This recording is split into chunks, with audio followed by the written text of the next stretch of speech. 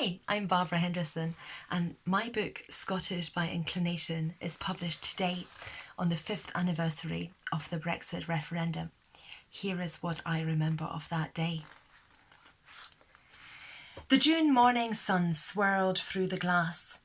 I fumbled to switch off my alarm and blinked hard before swinging myself out of bed.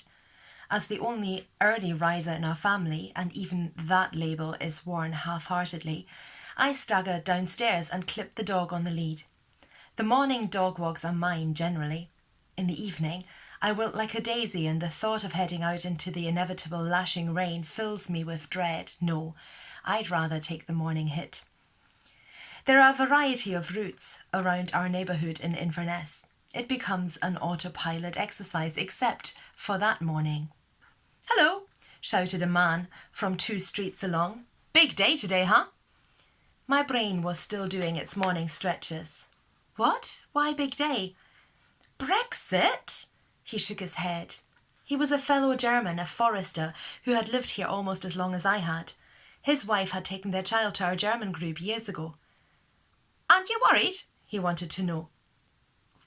Why would I be worried? I didn't think I knew a single person who supported Brexit, and surely Nigel Farage by himself couldn't win a referendum.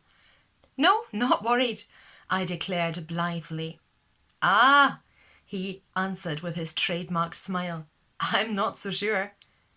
I walked home more slowly than I had set out. Really? Was it even remotely possible that the country would vote to come out of Europe? The pictures of endless lines of Eastern Europeans queuing up to get into Britain had been discredited. The 300 million a week for the NHS claim had been a fabrication of the Leave campaign. No, I thought, people can see through this. And yet, I watched Invernessians stand in line outside the polling station at the end of our road, but I didn't join them. As a European citizen, I had no right to vote in a UK referendum. That in itself was unsettling. As EU citizens here, we were the ones whose lives would be most drastically affected, and yet on this issue we were silenced. I had no voice in the decision the country would make that day.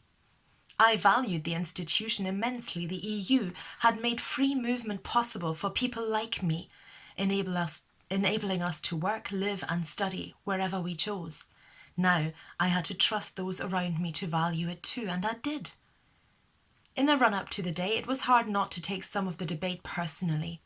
Several acquaintances had expressed surprise that this referendum had anything to do with me.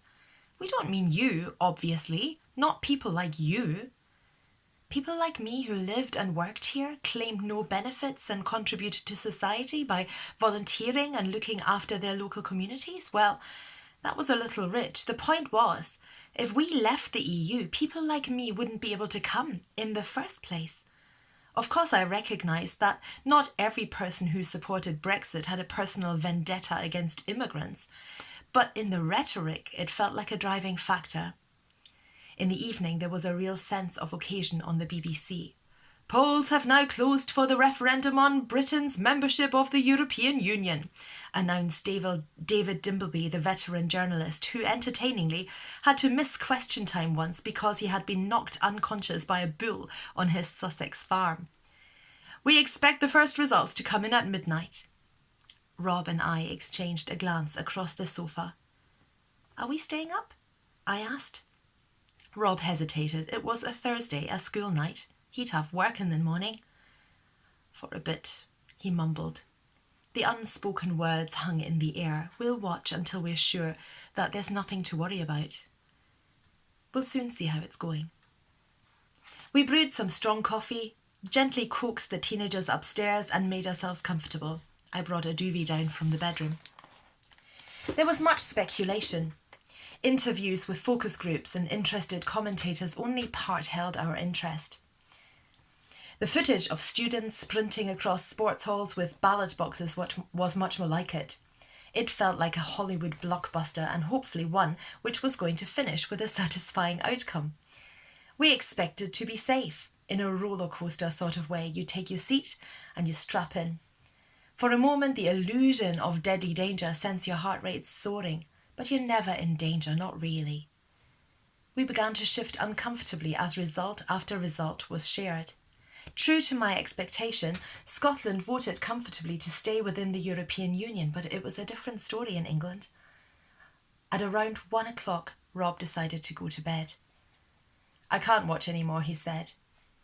I stretched myself out on my own and wrapped the duvet tightly around me for comfort as I saw the world I knew crumble. Had I ever known this country at all? Who were these people who wanted to stop immigration at all costs? Who around me had been in on the plan? I drifted in and out of the nightmare at 4:40 on the 24th of June 2016. A tired-looking David Dimbleby announced, "The British people have spoken and their answer is, we're out." I woke Rob to let him know. A couple more hours of sleep were wishful thinking. The days which followed were a strange blur, a hangover of scrambled thoughts and tearfulness. I was mortified to find myself crying on an elevator in the local shopping centre. Who of you voted for this? I wondered as I looked across the throng of shoppers.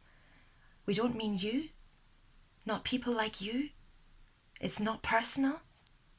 From where I was standing, the decision felt very personal indeed.